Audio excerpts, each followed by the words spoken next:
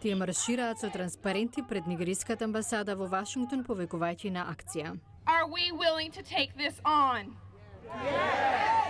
Никол Ли, адвокатка за човекови права, вели дека само затоа што киднапирањето се случува во Нигерија, не значи дека тоа не е грижа за другите.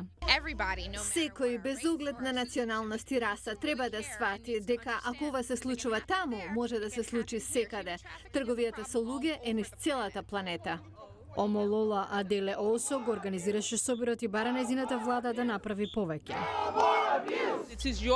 Нашата одговорност е да ги чуваме безбедни нашите граѓани. Одговорност е на владата сите да добијат образование и да не живеат во страв.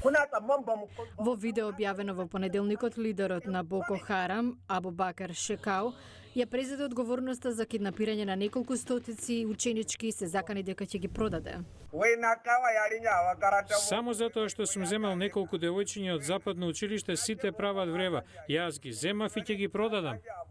Американскиот државен секретар Џон Кери вчера кажа дека зборувал со нигерискиот председател Гудлак Џонатан и ветил помош.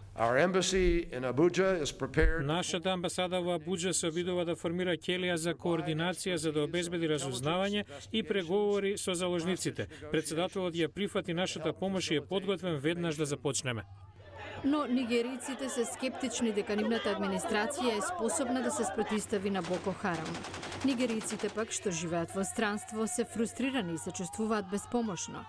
И во Њујорк имаше собери повици за помош. Нигерија неодамна стана најголема африканска економија, земајќи го местото на Јужна Африка. За неколку дена таму ќе се одржи светскиот економски форум. Но вниманието на светот е свртено кон Нигерија, не за тоа, туку за спасување на девојчињата.